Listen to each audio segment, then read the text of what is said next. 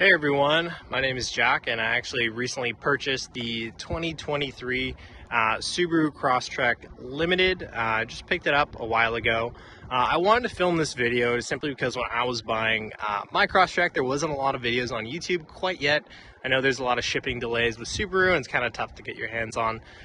So hopefully this will help you with your buying decision. If you have any questions, feel free to let me know.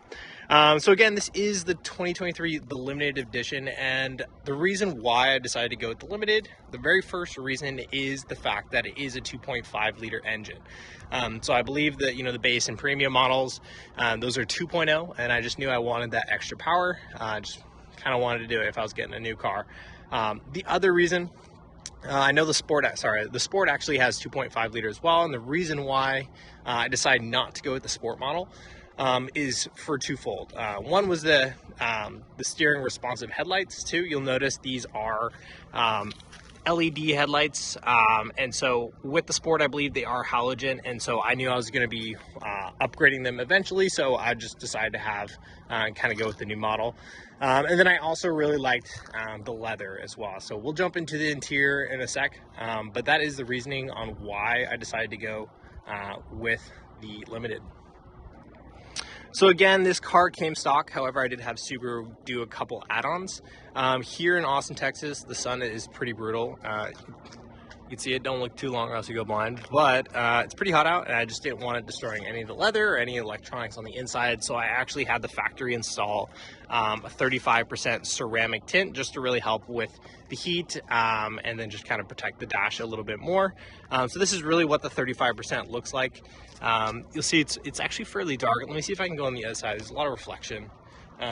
Again, there's no tint on the front windshield to protect the eyesight system. But that's what really like a 35% tint looks like, the ceramic tint, and it's kind of wrapped all the way behind. I really do like the tint. I think it was worth it. I think it was like an extra like $200 or something, and so highly recommend if you're factory ordering, get the tint and definitely the ceramic as well. This is the rear as well. I really do like the rear. It just has like a, I don't know, just like a really good vibe. Like I'm not a big fan of like those cars that are super kind of rounded. I really like the old Foresters, really boxy, kind of the old Volkswagen GTIs as well. So this kind of fits the style for me. I really do enjoy it. All right, let's kind of check out the trunk. All right, so you'll notice there is a huge amount of trunk space for this compact SUV. I already have kind of like my jumper cables, camera setup, and first aid kit, some goodies in there. Plan on filling it all in with a bunch of camping gear probably. But anyways, so I also had the all-weather floor mats put in the trunk. Obviously the front and passenger floor mats as well, replace those. And then also it's also layered up onto here as well, so when I put that cargo or that back passenger seat down, everything's covered. I really do like these so far. I've always just not been a fan of having really dirty floor mats that you can't get all that grime out of, but overall I really like it so far. And then I really like those floor mats and a lot of trunk space. So moving on to the interior, one thing about the Limited is it does have those leather seats. It's not a synthetic leather, it's like actual leather, whatever really that means. I didn't even know they had fake leather, but I guess they do. Anyways, it does have this orange trim, which at first I was not the biggest fan of. Like when I saw it online, I was like, oh, that looks kind of goony, but now that I'm actually driving around in it, I think it is pretty amazing, and it's also fitted in the back seats as well. One thing that's actually pretty cool is you'll notice the seats, they have this like orange kind of like design in the back, like there's some fabric back there, but when you look at it head on, it kind of disappears, and you come from an angle, it gives it like a little orange glow, and I actually really do enjoy that. So jumping right into the car itself,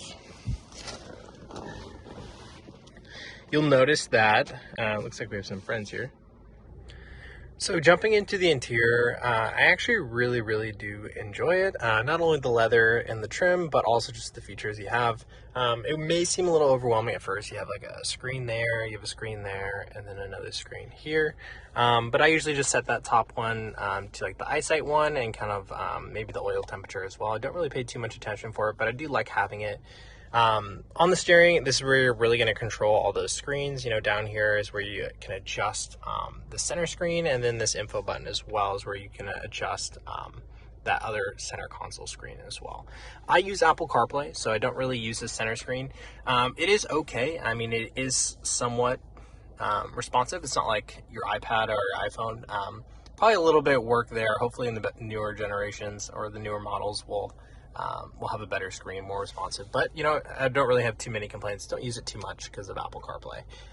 One thing that I actually really enjoyed is when I was driving this car home from the dealership, is I was testing out the eyesight system. So this, you'll notice this is like lane centering. This is the adaptive cruise control up here as well. It worked really well. Like I was on the freeway, set my speed at 70 miles an hour. And then, you know, kind of tested out the system, like took my hands off the wheel and just like kind of hovered to see how it would go. And it just guided perfectly, like for a while too. So it was really helpful, and I really like the adaptive cruise control. It slows down properly. You know, it knows when cars are stopping and stuff like that. So highly recommend giving that a test out, but it was pretty awesome. That's the eyesight system up here and over here. Some other cool features on the left-hand side is the steering responsive headlights for the LED headlights, the auto start and off. I actually do enjoy that as well. Traction control, and then the blind spot detection. I really do like the blind spot detection. It helps so much. Like coming from a guy who's driving like an old Ford Escape with none of these features, it's definitely a huge step up, and I've definitely been using them to pretty much the full extent. I mean, I pretty much use all of them. And then again, this is like your different, the S&I kind of like sport and intelligent mode. So when you click that sport mode, what it does is it actually changes on how you accelerate. So obviously with that higher graph, you're going to accelerate a little bit faster when you give it some gas. And then intelligent has a slower acceleration incline. I usually just keep it on just the intelligent mode. It works fine for me. This is pretty much the interior. You have a little cargo space for your phone and so your sunglasses, whatever you need. Some seat warming stuff. Don't think I'll ever need those. It's already like 100 degrees outside and it's October, so probably won't ever use those. One thing about my Limited is I actually decided not to go with the upgraded package. So you'll notice that, bam, those are not upgraded speakers. Those are the standard speakers, and you'll notice they don't have a sunroof as well. So, you know, playing music in here, I actually haven't even really noticed. I'm not someone who really needs a lot of bass, so I decided not to have the upgraded features for the speakers at least. I think it was like $1,600 extra. So moving on to the passenger seats. These are super comfortable. I've sat back here actually a couple times when my buddy was driving, and I'm about 6'1" or 2", something like that, and I have plenty of headspace. I have like 4 or 5 inches kind of above my head, maybe actually like 3 or 4. Anyways, I got plenty of leg room, plenty of space. The only thing I wish they had was kind of like some rear AC controls. That'd be super helpful, or even just like rear cup holders. I know it is with this thing that pulls down is where you get those cup holders, but it would have been nice to kind of have something along here, or even just like a power USB or something like that. But maybe next year, So yeah, I mean, that's pretty much it. It's not a super in-depth video. Let me know if you want me to go super in-depth with all like the specs and stuff like that, or even some like more road tests. But anyways, I thought I'd talk about some mods and upgrades that I actually am in the process of doing. The car's about a week old, and I've already purchased new wheels, new tires, a roof rack, a lift kit. So what I'm going to be doing is I'm actually going to be swapping out these tires here. These are going to actually move to the so the wheels are actually going to be the Method 502s, and I'm actually going from an 18 wheel size down to a 15. And then the tires are going to be some more off-roading, but not like super light truck tires. They're going to be the Toyo Open Countries 225, 75, 15s as well. Even without a lift kit, I don't expect you to rub because they're 225s. However, I'm actually adding a lift kit as well. So I'm going to be adding the ADF 1.5 inch lift kit. I thought 2 was a little too much for me. But I'll definitely give you guys an update once I install those, put the roof rack on, all that fun stuff, and I'll kind of do another video. All right, everyone, that pretty much sums up the video. Just a quick little walk around on some first impressions. Let me know if you have any questions. I'd be happy to answer those in the comments. and I'll be sure to like create an upload video or a new video detailing all the new modifications, wheels, tires, mud flaps, all that stuff. So yeah, take care.